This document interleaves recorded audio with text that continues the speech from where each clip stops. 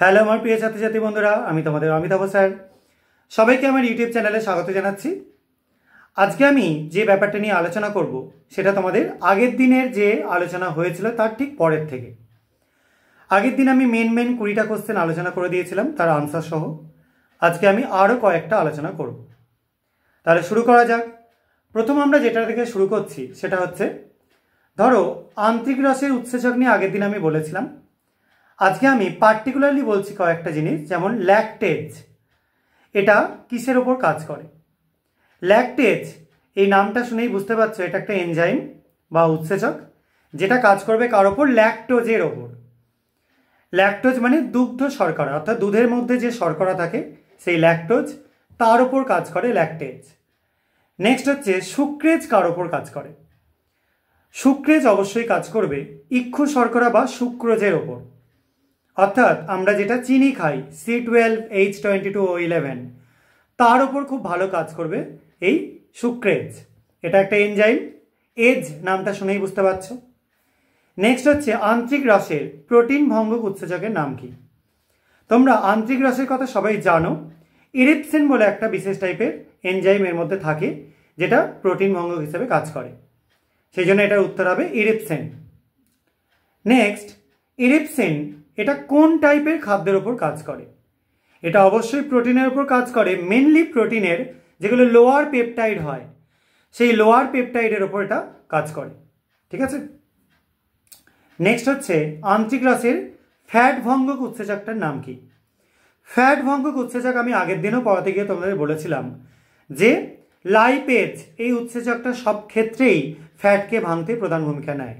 তাহলে তোমাদের উত্তর অবশ্যই হবে লাইপেজ। নেক্সট হচ্ছে লাইপেজ কোন জাতীয় খাদ্যের উপর কাজ করে? তাহলে এটা তো বুঝতেই পারছো, ফ্যাটের উপর কাজ করে বা স্নেহ পদার্থের উপর কাজ করে। আর পিত্তের পিএইচ কত হয়? এটা 8.0 থেকে 8.6 হয়। আমরা পিএইচ ভ্যালু জানি, 7-এর ওপর গেলেই সেটা ক্ষারকীয় হয়। তবে ডেফিনেটলি পিত্তের পিএইচ হবে ক্ষারকীয়। আর পিত্তটা যকৃৎ থেকে ক্ষরিত হয়, এটা সবাই নিশ্চয়ই জানো। পিত্তের যে লবণগুলো থাকে সেগুলো কি কি আছে? সোডিয়াম টরোকলেট বা টারোকোলেট, আর তার সঙ্গে সোডিয়াম গ্লাইকোকোলেট। এই দুটো প্রচণ্ড ভাইটাল এবং প্রচণ্ড গুরুত্বপূর্ণ দুটো পিত্ত লবণ। নেক্সট হচ্ছে পিত্তের যে রঙ্গকগুলো সেগুলো কি কি হয়? অর্থাৎ পিত্তকে কালার করতে পিত্তের যে কালারটা হয় সেটা কার কার জন্য দায়ী? এটার মধ্যে বিলিরুবিন তোমরা সবাই জানো, নাম শুনেছো, এবং বিলিভার্ডিন। দুটোই উত্তর হবে, বিলিরুবিন এবং বিলিভার্ডিন। নেক্সট হচ্ছে পিত্তে কি কি ফ্যাট জেনারেলি থাকে? এবার মেনলি কোলেস্টেরল থাকে, বিভিন্ন টাইপেরই কোলেস্টেরল থাকতে পারে। তাদের কিছু গুড কোলেস্টেরল হয়, কিছু ব্যাড হয় অবশ্যই। আর লেথিসিন। ঠিক আছে, এই দুটো প্রধানত পিত্তে ফ্যাট থাকে। আর পিত্ত লবণের একটি প্রধান কাজ তোমরা বলতে পারো, অনেক কাজ আছে পিত্ত লবণের। মেনলি স্নেহজাত পদার্থ যেগুলো হয় সেগুলোকে বিশেষভাবে প্রসেসিং করতে এটা সাহায্য করে। সেই জন্য স্নেহ পদার্থকে প্রসেসিং করায় এর একটা বড় ভূমিকা আছে। আর মানুষের দাঁতের সংখ্যা কটা? এটা নতুন করে বলার নেই, 32টা। তোমরা নিশ্চয়ই দন্ত ফর্মুলা জানো। ঠিক আছে, এটা সবাই মোটামুটি জানতে পারো বলে আমি ডিটেলসে যাচ্ছি না। মানুষের মুখ্য পরিপাক গ্রন্থিগুলো তাহলে কি কি হচ্ছে? লালা গ্রন্থি, যকৃৎ আর অগ্নাশয়। এই দুটোই 3টে প্রধান গ্রন্থির মধ্যে পড়ছে। আর পৌষ্টিক নালীর কোথায় খাদ্যবস্তু বিশ্বসিত হয়? এটা অবশ্যই হবে ক্ষুদ্রান্তে বা স্মল ইন্টেস্টাইনে। ঠিক আছে। আর সরল শর্করা প্রোটিন শোষিত হয়ে ঠিক কোথায় প্রবেশ করে? পোর্টাল সংবহনে, ভিলায়ের মধ্যে থেকে যে রক্তজালকগুলো থাকে যেটাকে আমরা পোর্টাল সংবহন বলি, তার মধ্যে প্রবেশ করে। ফ্যাটের সরল অংশ শোষিত হয়ে কোথায় প্রবেশ করে? এটাও হবে ভিলায়ের লসিকাবাহের মধ্যে, কারণ আমাদের গোটা দেহে কিন্তু এটার দরকার আছে, সবকটারই দরকার আছে। আর প্রোটিনের যেটা সরল রূপ সেটা কি হয়? সেটা সবাই জানো, অ্যামিনো অ্যাসিড।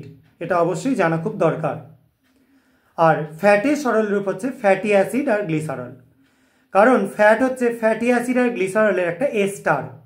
এস্টার মানে তোমরা আশা করা যায় পড়েছো আগে, যারা কেমিস্ট্রি পড়েছে তারা সবাই এটা জানো, যে কোনো অর্গ্যানিক অ্যাসিড এবং অর্গ্যানিক অ্যালকোহল এই দুটোকে যদি আমরা মিশিয়ে কনসেন্ট্রেট সালফিউরিক অ্যাসিড মিডিয়ামে অথবা Al2O3 এটা দিয়ে হিট ট্রিটমেন্ট করি, তাহলে কি তৈরি হয়? তাহলে এই এস্টার তৈরি হয়। ঠিক আছে। আর ভিটামিন মানে যে কোনো টাইপের ভিটামিন সেগুলো কিন্তু একটা খুব গুরুত্বপূর্ণ ভূমিকা নেয় আমাদের গোটা শরীরে ফাংশন করতে। তো সেখানে প্রোটিন শোষণে যে দুটো ভিটামিন সাহায্য করে তার মধ্যে কি কি আছে? ভিটামিন B6 আছে এবং B12 আছে। তার সঙ্গেও আমরা জানি Mn2+ যে আয়রনটা, এটা কিন্তু একটা খনিজ, এটাও কিন্তু ভিটামিন শোষণে আমাদের প্রচুর সাহায্য করে। আর এই যে মাইসেলি, এই জিনিসটা কি? মেনলি গ্লিসারাইড যেটা হয়, বিটা মনোগ্লিসারাইড, তার সঙ্গে ফ্যাটি অ্যাসিড যুক্ত হয়ে বা ফ্যাট যুক্ত হয়ে তোমরা বলতে পারো, যে জিনিসটা তৈরি করে, যেটাকে স্নেহবিন্দু বলি, সেটাই আলটিমেটলি হচ্ছে মাইসেলি। ঠিক আছে? তো আজকে আমি এ কটাই আলোচনা করলাম, এ কটা তোমরা একটু ভালো করে ফলো করো। যদি তোমাদের এগুলো কাজে লাগে তাহলে অবশ্যই আমি পরবর্তী ক্লাসে আরও কিছু আলোচনা করব।